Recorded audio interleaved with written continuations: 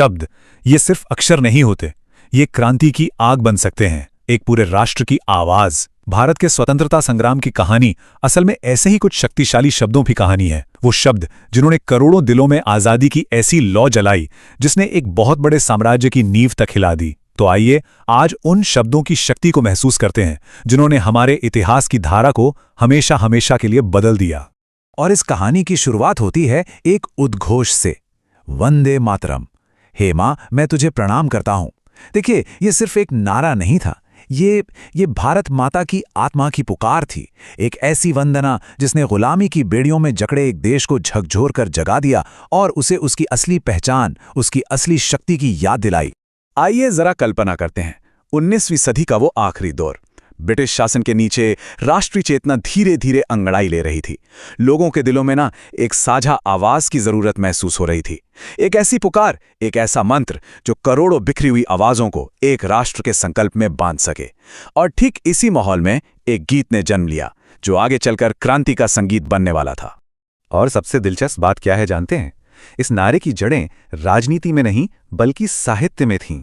जी हां, वंदे मातरम का जन्म हुआ बंकिम चंद्र चटर्जी के मशहूर उपन्यास आनंद मठ से। ये उपन्यास सन्यासी विद्रोह की कहानी पर आधारित था।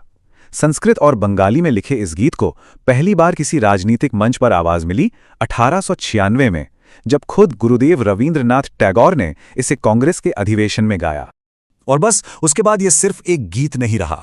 1905 आते आते स्वदेशी आंदोलन के दौरान ये हर स्वतंत्रता सेनानी की जुबान पर था। विरोध का सबसे बड़ा स्वर, सबसे बड़ी आवाज बन गया था। अंग्रेजों ने इसे दबाने की जितनी कोशिश की, इसकी गूंज उतनी ही और उतनी ही बुलंद होती चली गई। बहुत जल्द वंदे मातरम कहना सिर्फ एक नारा नहीं बल्कि ब्रिटिश हुकूमत के खिलाफ सीधी बगावत का एक ऐलान बन गया। तो अब कहानी 20वीं सदी की शुरुआत में एक नया मोड़ लेती है। अब देखिए, स्वतंत्रता आंदोलन सिर्फ अर्जियों और निवेदनों तक सीमित नहीं था। नहीं, अब मांगे ज्यादा मुखर हो रही थीं, ज्यादा दृढ़। अब भारतीयों को कोई रियायत नहीं चाहिए थी, अब उन्हें चाहिए था अपना शासन, यानी स्वराज। और इस नए मुखर दौर की जो सबसे बुलंद आवाज थे वो थे लोकमान्य बाल गंगाधर तिलक। और उनका ये नारा, स्वराज मेरा जन्म सिद्ध अधिकार है और मैं इसे लेकर रहूंगा, ये सिर्फ एक वाक्य नहीं था, ये एक राजनीतिक घोषणा पत्र था। इसने स्वतंत्रता संग्राम के तेवर और तरीके दोनों को हमेशा के लिए बदल कर रख दिया। इसने करोड़ों भारतीयों के मन में यह विश्वास भर दिया कि आजादी कोई भीख नहीं बल्कि उनका जन्मसिद्ध हक है। तो आखिर ये स्वराज था क्या? बहुत सीधा सा मतलब था अपना राज, अपना शासन। तिलक के बस इस एक नारे ने पूरी की पूरी राजनीतिक बहस को रियायतें मांगने से हटाकर अपना हक छीनने पर ला दिया। इसने आंदोलन को एक नई आग दी और एक बिल्कुल साफ लक्ष्य, मंजिल अब एकदम साफ थी, पूर्ण स्वराज। चलिए अब थोड़ा आगे चलते हैं 1920s और 30s के दशक में। ये एक बहुत ही दिलचस्प दौर था। इस समय आंदोलन में दो समानांतर धाराएं बह रही थीं। एक तरफ तो थे युवा क्रांतिकारी जिनके खून में जोश था, जो इस पूरी व्यवस्था को जड़ से बदलना चाहते थे, और दूसरी तरफ राष्ट्र की नैतिक नींव के लिए प्राचीन भारतीय आदर्शों पर जोर दिया जा रहा था। और उस दौर को दो नारों ने पूरी तरह से परिभाषित किया। ये दो नारे दो अलग अलग रास्ते थे। एक रास्ता था क्रांति का, जिसकी बुलंद आवाज थी इनकलाब जिंदाबाद।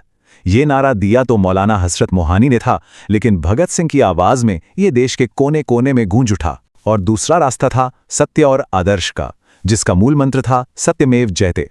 पंडित मदन मोहन मालवीय ने मुंडक उपनिषद के इस सदियों पुराने ज्ञान को राष्ट्रीय चेतना का हिस्सा बना दिया। तो सोचिए, एक तरफ क्रांति का आह्वान और दूसरी तरफ राष्ट्र के नैतिक चरित्र का आधार। हाँ, और इसी दशक में एक और नारा था जिसने पूरे देश को एक साथ खड़ा कर दिया। साल था 1928। अंग्रेजों ने एक साइमन कमीशन भारत भेजा जिसमें एक भी भारतीय सदस्य नहीं था। बस फिर क्या था, पूरा देश एक ही आवाज में चिल्ला उठा, Simon go back. Lala Lajpat Rai के नेतृत्व में हुआ ये विरोध एक साफ संदेश था कि भारत अब अपने भविष्य के फैसले खुद करेगा, कोई बाहरी शक्ति नहीं। और अब कहानी अपने अंतिम और सबसे निर्णायक मोड़ पर पहुंचती है। 1940 का दशक, दुनिया में दूसरे विश्व युद्ध की आग फैली थी और इधर भारत में आजादी की लड़ाई अपने चरम पर पहुंच चुकी थी। अब जो कार्रवाई के आह्वान थे वो पहले से कहीं ज्यादा सीधे थे, आर पार के थे। ये अंतिम प्रहार का समय था। ये दशक 3 महान नारों का गवाह बना। 1942 महात्मा गांधी का मंत्र, करो या मरो। 1943 सुभाष चंद्र बोस का आदेश दिल्ली चलो और 1944 बोस का वो ऐतिहासिक आह्वान तुम मुझे खून दो मैं तुम्हें आज़ादी दूंगा। ये सिर्फ नारे नहीं थे, ये आज़ादी की अंतिम लड़ाई के शंखनाद थे। करो या मरो, जरा एक पल के लिए सोचिए, अहिंसा के सबसे बड़े पुजारी के मुंह से निकले इन शब्दों ने कितना गहरा असर डाला होगा।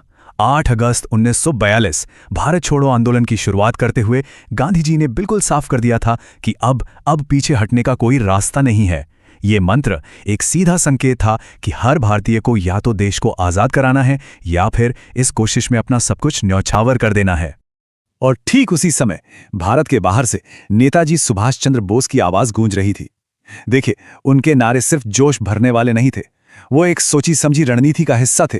दिल्ली चलो इसने आजाद हिंद फौज को एक साफ मिलिट्री टारगेट दिया। तुम मुझे खून दो मैं तुम्हें आजादी दूंगा, ये बलिदान की कीमत पर आजादी का एक सीधा सौदा था। और जय हिंद ये एक ऐसा अभिवादन बना जिसने धर्म, जाति, क्षेत्र सबसे ऊपर उठकर हर भारतीय को एक धागे में पिरो दिया। 15 अगस्त 1947 भारत आजाद हो गया, लेकिन उन क्रांतिकारी नारों का क्या हुआ जिन्होंने इस आजादी की नींव रखी थी? क्या वो इतिहास के पन्नों में कहीं खो गए? नहीं, बिल्कुल नहीं। उन्हें नए आजाद भारत की पहचान में बहुत सम्मान के साथ जगह दी गई। आजादी के बाद इन नारों का जो ट्रांसफॉर्मेशन हुआ वो कमाल का है।